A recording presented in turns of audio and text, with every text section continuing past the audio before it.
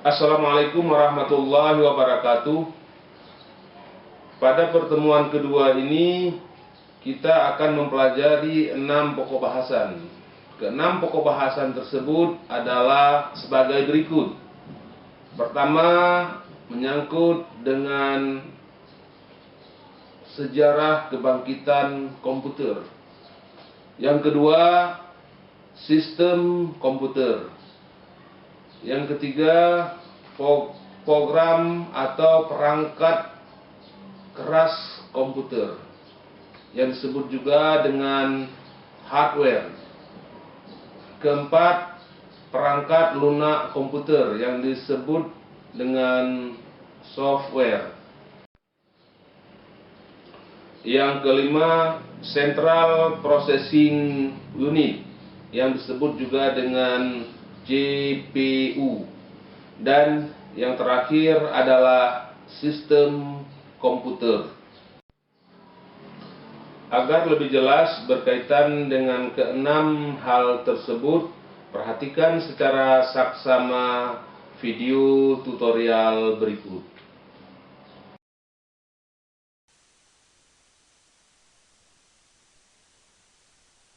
Topik kedua, dasar-dasar komputer.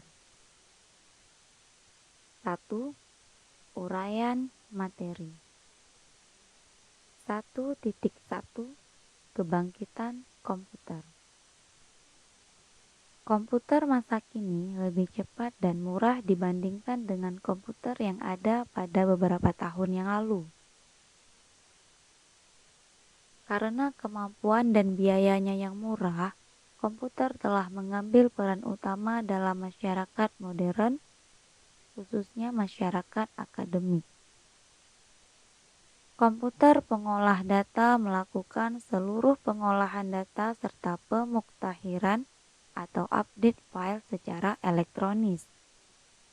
Sifat elektronis komputer melahirkan sifat penting, antara lain: pertama, dapat melaksanakan perintah dengan cepat, yakni melaksanakan penghitungan dan perbandingan logis.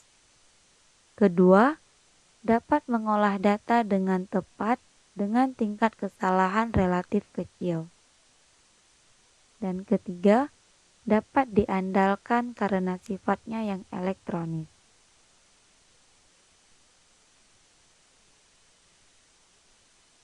Kecepatan, ketepatan, dan kehandalan komputer melaksanakan sebagian besar kegiatan manajemen dan bukan sekedar mengolah data. Komputer juga mempengaruhi cara manajer dalam mengelola fungsional dalam organisasi. Yang harus diketahui seorang tentang komputer antara lain adalah sebagai berikut. Pertama, implikasi komputer bagi masyarakat.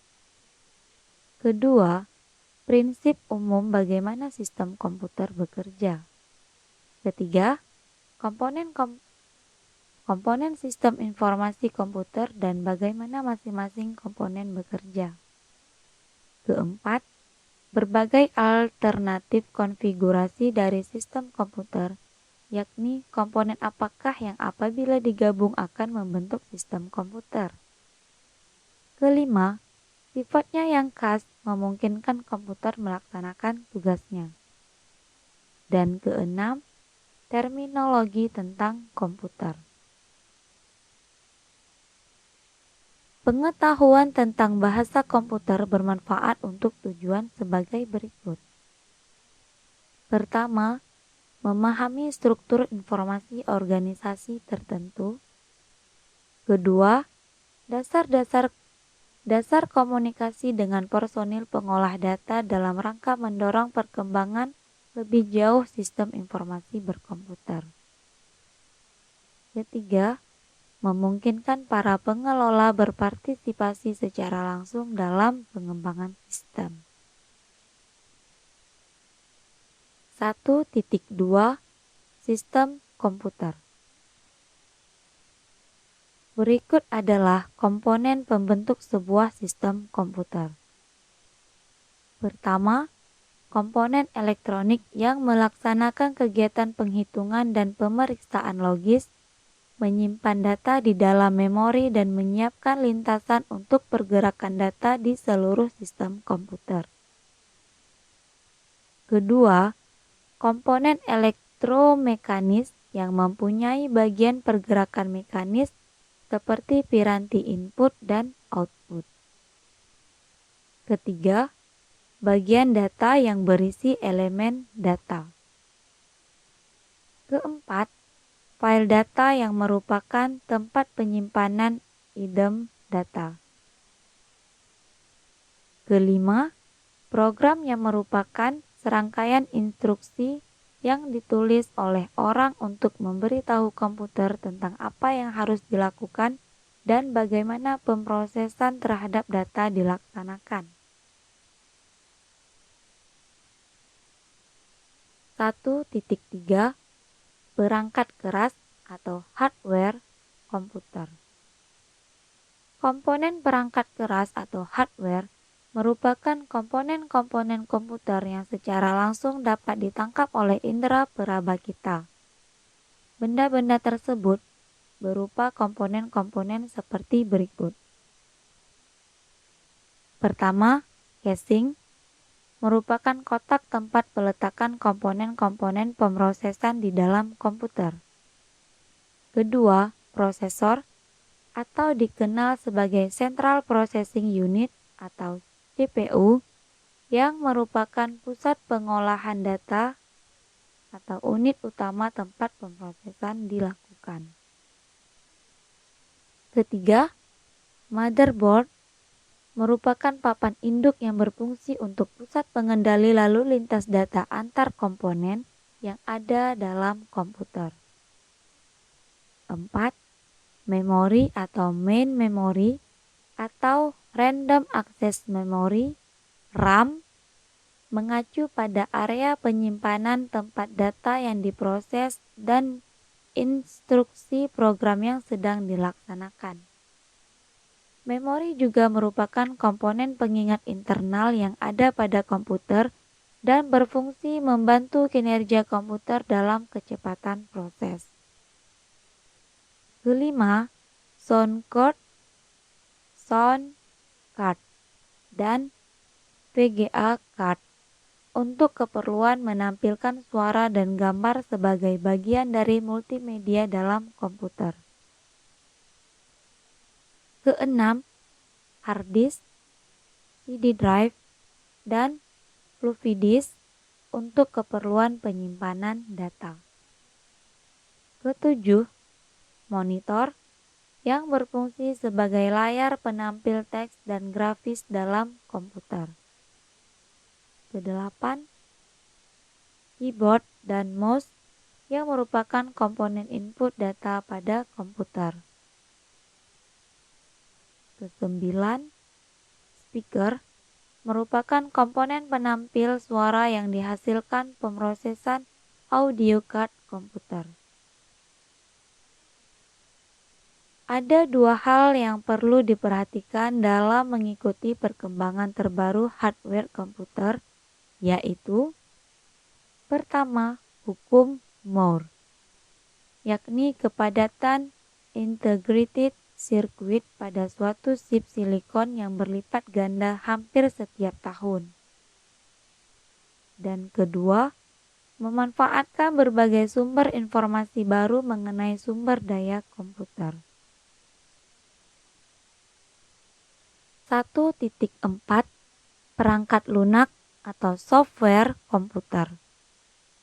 Komponen perangkat lunak merupakan program-program yang dipasang atau diinstal pada komputer untuk kebutuhan kerja tertentu. Ada dua jenis dasar perangkat lunak, yaitu pertama, sistem. Diperlukan untuk menggunakan komputer itu sendiri, merupakan software yang pertama kali akan dibaca oleh komputer pada saat booting sebagai dasar pengoperasian komputer. Program sistem ini dapat dibagi ke dalam 3 klasifikasi. yaitu sistem komputer, program utility, dan program khusus. Sistem operasi mengelola proses komputer, berfungsi sebagai interface yang menghubungkan pemakai, perangkat lunak aplikasi, dan perangkat keras. Sistem operasi yang umum dipakai antara lain adalah DOS, Windows, Unix, dan Linux.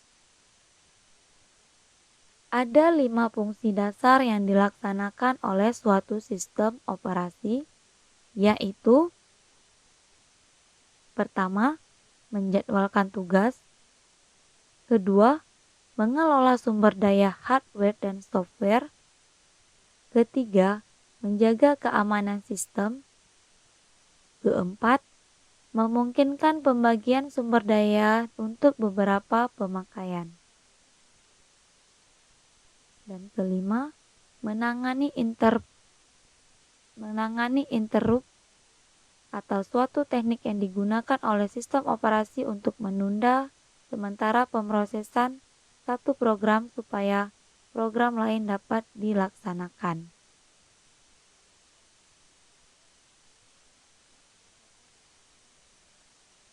Program utility yaitu: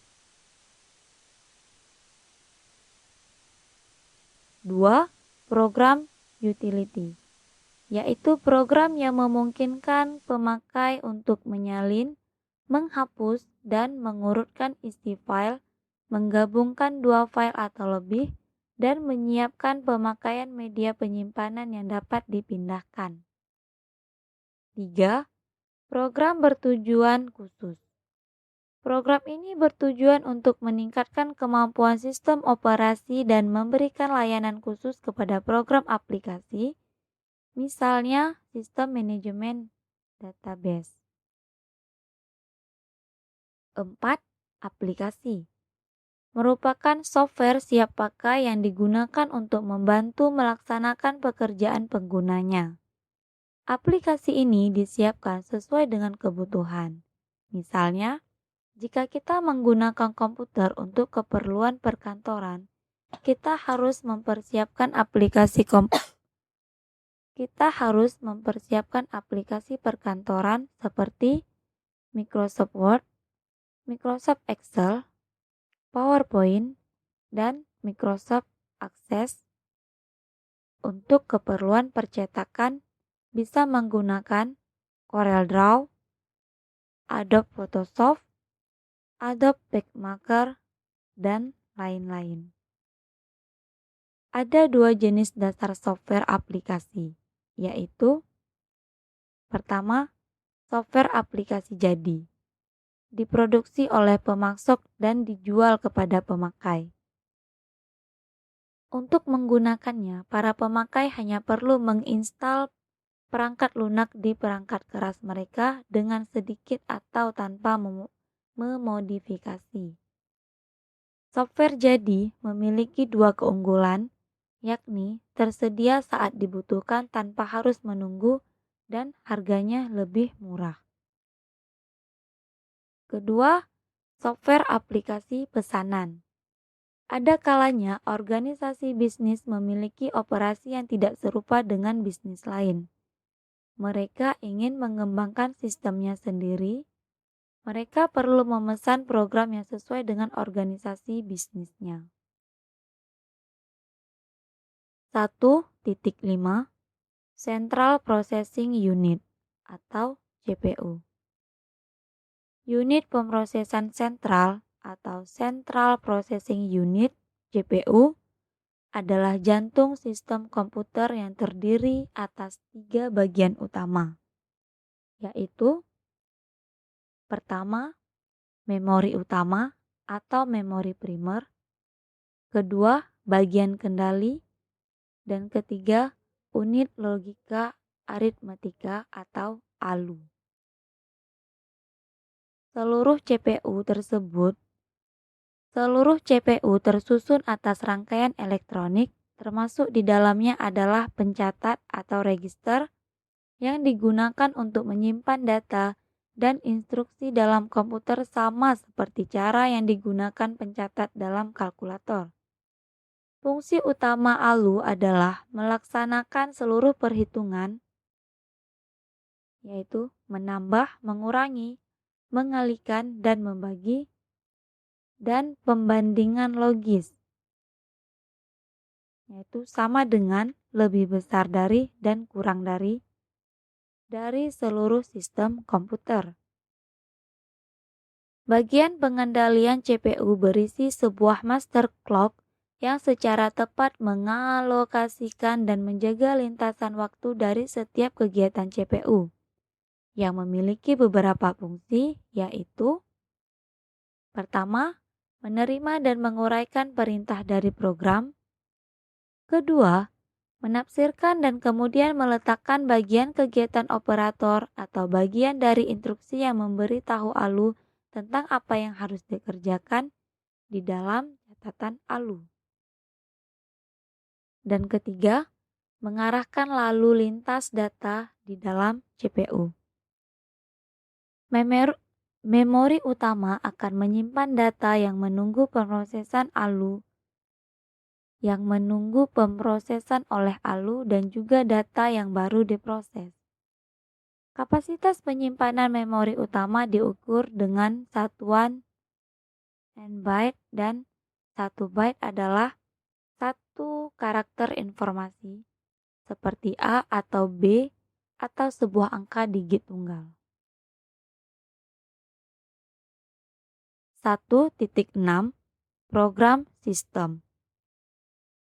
Hardware komputer harus dikelola oleh software komputer yang dikenal dengan nama program sistem. Sebuah program sistem juga dapat mengalokasikan sumber daya dari sistem komputer untuk masing-masing pekerjaan dan penggunanya. Tanpa program sistem perangkat keras tidak akan berfungsi. Yang terpenting dari serangkaian program sistem adalah sistem pengoperasi. Tujuan utama serangkaian program ini adalah mengelola pekerjaan sistem pengoperasi yang akan memulai, menjadwalkan, memantau, dan mengendalikan berbagai pekerjaan di dalam sistem komputer.